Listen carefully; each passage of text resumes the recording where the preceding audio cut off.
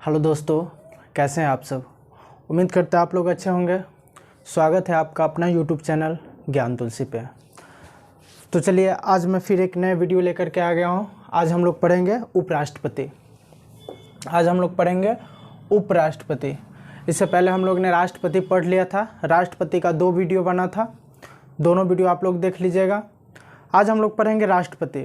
राष्ट्रपति से कहाँ से कैसे प्रश्न आते हैं, किस तरीक़ा से क्वेश्चन में आते हैं राष्ट्रपति से, सारा हम लोग करेंगे। चलिए तो चलते हैं आगे। राष्ट्रपति का उल्लेख अनुच्छेद 63 से 69 में किया गया है। राष्ट्रपति का जो उल्लेख है अनुच्छेद 63 से 69 में किया गया है। इसका भी भाग 5 ही है। अगर पूछे कि उपराष्ट्रपति का उल्लेख का भाग कैमा में है तो भाग 5। आप लोग को मैंने बताया था कि भाग 5 में संघ दिया हुआ है, जिसका उल्लेख अनुच्छेद 52 से 151 तक है, ये मैंने बताया था। तो उपराष्ट्रपति का उल्लेख भी भाग 5 में ही है। उपराष्ट्रपति का उल्लेख कितना है, भाग 5 में है। और उपराष्ट्रपति का उल्लेख अनुच्छेद 63 से 69 में किया गया है। उपराष्ट्रपति का उल्लेख अनुच्छेद 63 से 69 में किया गया है। चलिए तो हम लोग पढ़ेंगे उपराष्ट्रपति। तो अनुच्छेद 63 में क्या कहा गया है, अनुच्छेद 63 में उपराष्ट्रपति का पद। अनुच्छेद 63 में उपराष्ट्रपति, जैसे अनुच्छेद 52 में राष्ट्रपति का पद दिया था, वैसे अनुच्छेद 63 में क्या कहा गया है कि उपराष्ट्रपति का पद। सबसे पहले हम लोग को ये बात समझना पड़ेगा कि उपराष्ट्रपति का पद कहाँ से आया है। तो उपराष्ट्रपति का जो पद है यूएसए के संविधान से लिया गया था। हमारे देश में जो हमारे भारत देश का जब संविधान बना तो उपराष्ट्रपति का पद यूएसए के संविधान से लिया गया था। यूएसए अमेरिका, ठीक है, यूएसए अमेरिका के संविधान से हमारा उपराष्ट्रपति का पद लिया गया था। चलिए तो उपराष्ट्रपति का पद का उल्लेख अनुच्छेद 63 में किया गया है। उपराष्ट्रपति का पद यूएसए के संविधान से लिया गया है। अनुच्छेद 64 में उपराष्ट्रपति राज्यसभा का सभापति होता है। उपराष्ट्रपति राज्यसभा का सभापति होता है। अनुच्छेद 64 में क्या कहा गया है कि उपराष्ट्रपति राज्यसभा का सभापति होता है। देखिए हमारे भारत में, हमारे देश में कोई भी व्यक्ति अगर जो उपराष्ट्रपति बनते हैं वो राज्यसभा का सभापति ऑटोमेटिक हो जाते हैं। उनको कोई ये नहीं है कि कोई भी व्यक्ति जो उपराष्ट्रपति के पद पे रहेंगे वो राज्यसभा के सभापति रहते हैं। आया मेरे बात में समझ में। वह राज्यसभा का सदस्य नहीं होता है। जो उपराष्ट्रपति होता है राज्यसभा का सदस्य नहीं होता है।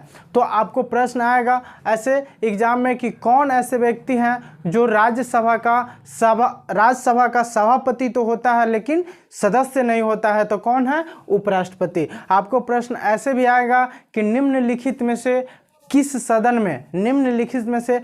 सदन के अध्यक्ष उस सदन के सदस्य नहीं होते हैं।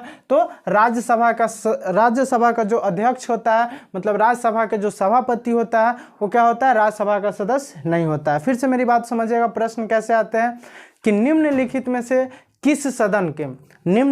से किस सदन में कौन सा ऐसा सदन है जिस सदन का अध्यक्ष उस सदन का सदस्य नहीं होता है। आपका ऑप्शन रहेगा लोकसभा, राज्यसभा, विधानसभा और विधान परिषद। तो क्या मारेंगे आप, राज्यसभा, क्योंकि राज्यसभा में जो उपराष्ट्रपति होते हैं, उपराष्ट्रपति ही राज्यसभा का सभापति होते हैं, राज्यसभा का अध्यक्ष होता है इसलिए, और वह उपराष्ट्रपति राज्यसभा का सदस्य नहीं होता है। तो प्रश्न ऐसे एग्जाम में पूछे जाते हैं। चलिए आगे है, इसकी अनुपस्थिति में उपसभापति सभापति का कार्य करते हैं। अगर उपराष्ट्रपति अनुपस्थिति है तो जो राज्यसभा के सदस्य में से एक उपसभापति को चुना जाता है।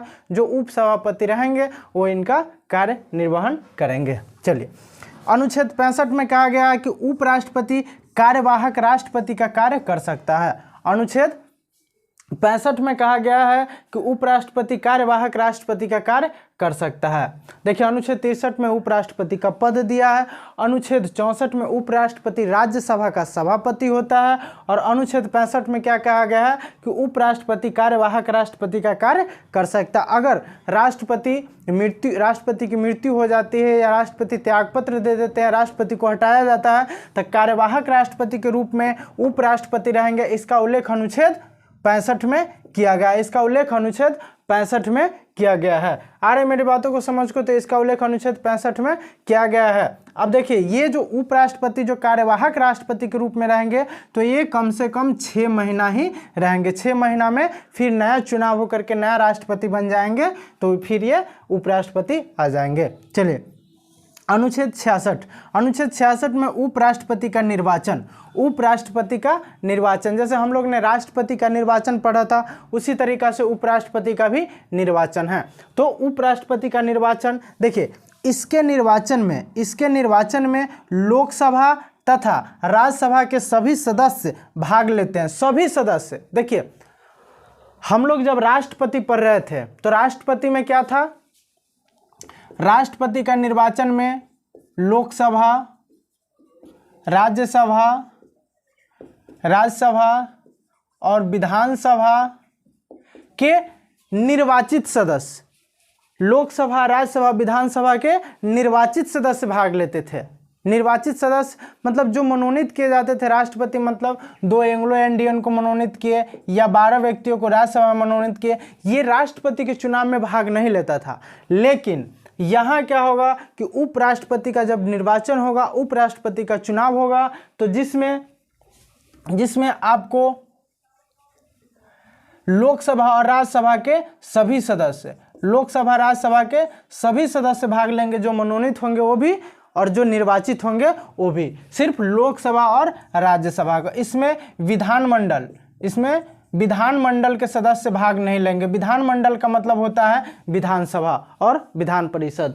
तो विधानमंडल का मतलब होता है विधानसभा और विधान परिषद। तो राष्ट्रपति के चुनाव में लोकसभा, राज्यसभा और विधानसभा के निर्वाचित सदस्य भाग लेते थे। लेकिन उपराष्ट्रपति के चुनाव में क्या है कि विधानमंडल भाग नहीं लेंगे, अर्थात विधानसभा के निर्वाचित सदस्य या मनोनीत सदस्य भाग नहीं लेंगे।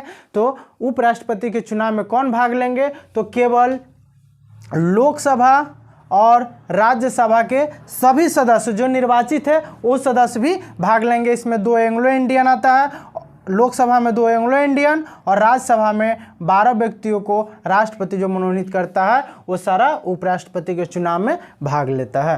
उम्मीद करते हैं आपको समझ में आ गया। इसके निर्वाचन में विधानमंडल भाग नहीं लेते। विधानमंडल का मतलब हो गया विधानसभा और विधान परिषद। VS और VP मतलब विधानसभा और विधान परिषद भाग नहीं लेगा। चलिए हम लोग पढ़ेंगे योग्यता। उपराष्ट्रपति की योग्यता क्या होती है? तो उपराष्ट्रपति की योग्यता मतलब भारत का वह नागरिक होना चाहिए, 35 वर्ष पूरा होना चाहिए। वो जो हम लोग राष्ट्रपति में पढ़ते मतलब कि भारत का नागरिक होना चाहिए, 35 वर्ष पूरा होना चाहिए। आगे पागल या दिवालिया नहीं होना चाहिए, ठीक है। चलिए आगे किसी लाभ के पद पे नहीं होना चाहिए, ठीक है। 20 प्रस्तावक तथा 20 अनुमोदक होना चाहिए। 20 प्रस्तावक तथा 20 अनुमोदक का मतलब आप लोग को मैंने पीछे बताया था कि MLA और MP मतलब विधायक या संसद में से कम 20 MLA या विधायक सपोर्ट करता हो, मतलब 20 प्रस्तावक और 20 अनुमोदक मतलब टोटल हो गया 40। मतलब 40 विधायक या MLA अगर किसी व्यक्ति को सपोर्ट करता है तो वह उपराष्ट्रपति बनने के लिए मतलब नॉमिनेशन कर सकता है। मतलब 20 प्रस्तावक और 20 अनुमोदक। लेकिन राष्ट्रपति में क्या था? 50 प्रस्तावक और 50 अनुमोदक मतलब टोटल कितना? 100 MLA या MP अगर उसको सपोर्ट करता है तभी वह राष्ट्रपति का मतलब नॉमिनेशन कर सकता था। लेकिन उपराष्ट्रपति को नॉमिनेशन करने के लिए आपको 20 प्रस्तावक तथा 20 अनुमोदक मतलब कम से कम 40 MLA या MP आपके हैंड में होना चाहिए, आपके सपोर्टर होना चाहिए। उम्मीद करते हैं आप समझ गए होइएगा। आगे है इसका भी 15,000 रुपया जमानत राशि जमा कराया जाता है। जो राष्ट्रपति को भी 15,000 रुपया जमानत राशि जो RBI जमा करती है। आगे है अनुच्छेद 67। अनुच्छेद 67 में कहा गया है कि उपराष्ट्रपति का कार्यकाल, उपराष्ट्रपति का कार्यकाल 5 वर्ष का होता है। उपराष्ट्रपति का कार्यकाल भी 5 वर्ष का होता है। यदि इससे पहले पद खाली होता है तो नया उपराष्ट्रपति पूरे 5 वर्षों के लिए आता है। ये राष्ट्रपति में भी था और उपराष्ट्रपति में भी था। मैंने राष्ट्रपति में भी बताया था, अगर राष्ट्रपति का पद खाली हो जाता है तो नया राष्ट्रपति का जो चुनाव होता है, जब नया राष्ट्रपति का चुनाव होता है तो नया राष्ट्रपति, जब से नया राष्ट्रपति शपथ लेंगे तब से लेकर के 5 साल तक उनका कार्यकाल रहेगा, न कि बचे कार्यकाल के लिए। ये मैंने राष्ट्रपति में भी बताया था। चलिए, राष्ट्रपति पे महाभियोग, उपराष्ट्रपति पे महाभियोग। उपराष्ट्रपति पे महाभियोग राज्यसभा से प्रारंभ होता है। देखिए यहाँ पे ये पॉइंट नोट कर लीजिए, VVI पॉइंट है। आपको प्रश्न ऐसे आएंगे कि देखिए, राष्ट्रपति पे महाभियोग लाने के लिए आप किसी भी सदन से प्रारंभ कर सकते हैं, लेकिन उपराष्ट्रपति पे महाभियोग लाने के लिए आपको पहले राज्यसभा से प्रारंभ होता है। उपराष्ट्रपति पे महाभियोग राज्यसभा से प्रारंभ होता है। आपके एग्जाम में प्रश्न ऐसे आते हैं कि निम्नलिखित में से किस सभा में सर्वप्रथम उपराष्ट्रपति पे महाभियोग लगाया जाता है? तो उपराष्ट्रपति पे महाभियोग पहले आपको राज्यसभा में जाएगा, उसके बाद लोकसभा में जाएगा। लेकिन अगर आप राष्ट्रपति पे महाभियोग लगाते हैं तो राज्यसभा या लोकसभा दोनों में से किसी भी सभा में पहले प्रारंभ कर सकते हैं। लेकिन उपराष्ट्रपति पे अगर आप महाभियोग लगाते हैं तो उपराष्ट्रपति पे महाभियोग पहले राज्यसभा से प्रारंभ होता है।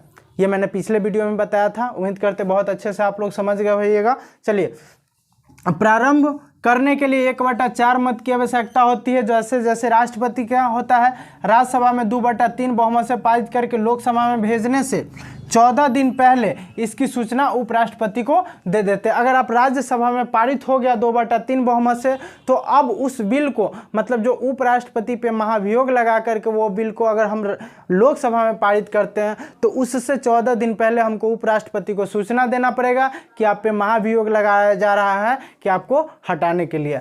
चलिए आगे है, यदि लोकसभा 2/3 बहुमत से भी प्रस्ताव पारित कर दे तो उपराष्ट्रपति का पद खाली हो जाएगा। उम्मीद करते ये राष्ट्रपति में ही था, तो बहुत अच्छा से आपको समझ में आ गया होगा। आगे है अनुच्छेद 68।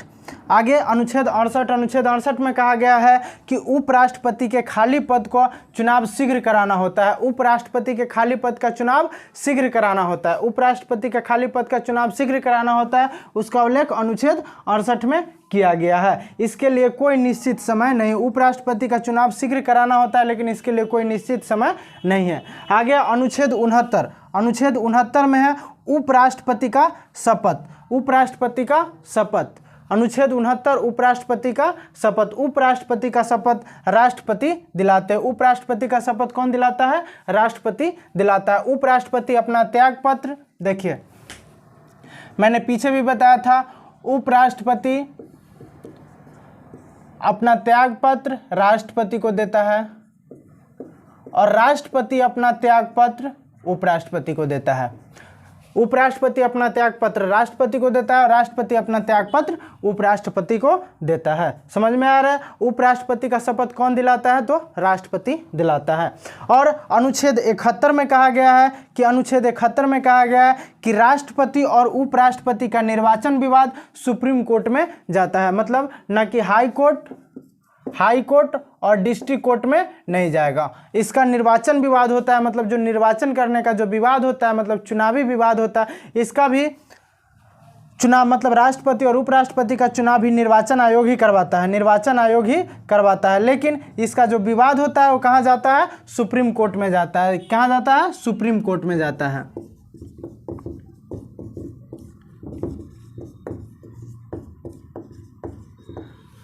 सुप्रीम कोर्ट में जाता है। ठीक है, चलिए, तो ये रहा अनुच्छेद 71 में राष्ट्रपति और उपराष्ट्रपति का निर्वाचन विवाद भी सुप्रीम कोर्ट में जाता है। मैंने राष्ट्रपति पढ़ाया था, उसमें आप लोग को मैंने अनुच्छेद 72 पढ़ाया था। अनुच्छेद 72 में है कि राष्ट्रपति को क्षमादान की शक्ति है। राष्ट्रपति को क्षमादान की शक्ति है, न कि उपराष्ट्रपति की। तो ये जब मैंने राष्ट्रपति पढ़ा रहा था उसमें मैंने पढ़ा दिया था कि राष्ट्रपति को क्षमादान की शक्ति प्रदान है। राष्ट्रपति को क्षमादान की शक्ति प्रदान है, यह मैंने पढ़ाया था आपको कि जब मैंने राष्ट्रपति पढ़ा रहा था तो हम लोग पढ़ लिए थे बहुत ही अच्छे से। उम्मीद करते हैं आप लोग को उपराष्ट्रपति समझ में आ गया होगा। एक बार हम लोग रिवाइज कर लेते हैं। अनुच्छेद 63 में कहा गया कि राष्ट्रपति का पद, अनुच्छेद 63 में उपराष्ट्रपति का पद कहाँ से लिया गया? तो यूएसए के संविधान से लिया गया। अनुच्छेद 64 में उपराष्ट्रपति राज्यसभा का सभापति होता है। यह अनुच्छेद, जो भी व्यक्ति उपराष्ट्रपति बनेंगे वो राज्यसभा का सभापति ऑटोमेटिक हो जाएंगे, वह राज्यसभा का सदस्य नहीं होता है। इस पे आप इस प्रश्न पे आप गौर कीजिएगा कि वह राज्यसभा का सभापति नहीं होता। हमने प्रश्न भी लिखा कि निम्नलिखित में से किस सदन के अध्यक्ष उस सदन के सदस्य नहीं होते हैं, तो राज्यसभा के अध्यक्ष जो होता है, राज्यसभा के सदन के जो अध्यक्ष होते हैं, सभापति होते हैं, वो राज्यसभा का सदस्य नहीं होता है, क्योंकि वो उपराष्ट्रपति होता है। ये क्वेश्चन बहुत आता है एग्जाम में। एक बार और सुनिएगा कि निम्नलिखित में से किस सदन के सदस्य उस सदन के किस सदन के अध्यक्ष या सभापति उस सदन के सदस्य नहीं होते हैं, तो राज्यसभा का जो सदस्य अध्यक्ष होता है वो राज्यसभा का सदस्य नहीं होता है। इसके अनुपस्थिति में उपसभापति कार्य करता है। अनुच्छेद 65 में उपराष्ट्रपति कार्यवाहक राष्ट्रपति के रूप में कार्य कर सकता है। अब यहाँ पे देखिए, अनुच्छेद 65 में उपराष्ट्रपति कार्यवाहक राष्ट्रपति का कार्य कर सकता है। और अनुच्छेद 70, अब यहाँ देखिए, यहाँ इसलिए मैंने जगह खाली छोड़ा था कि अनुच्छेद जो 70 है, अनुच्छेद 70 में कहा गया है कि जब राष्ट्रपति का पद खाली हो, राष्ट्रपति का पद खाली हो, तो कार्यवाहक राष्ट्रपति के रूप में भारत के मुख्य न्यायाधीश तथा उपराष्ट्रपति आएंगे। अनुच्छेद 70 में क्या कहा गया है कि जब राष्ट्रपति का पद खाली हो तो कार्यवाहक राष्ट्रपति के रूप में भारत के मुख्य न्यायाधीश तथा उपराष्ट्रपति आएंगे। अब यहाँ बात समझिए, अब तो यहाँ 2 अनुच्छेद है, तो आपको प्रश्न ऐसे फंसा देगा कि निम्नलिखित में से किस किस अनुच्छेद में यह उल्लेख है कि भारत का उपराष्ट्रपति भारत के कार्यवाहक राष्ट्रपति बन सकता है।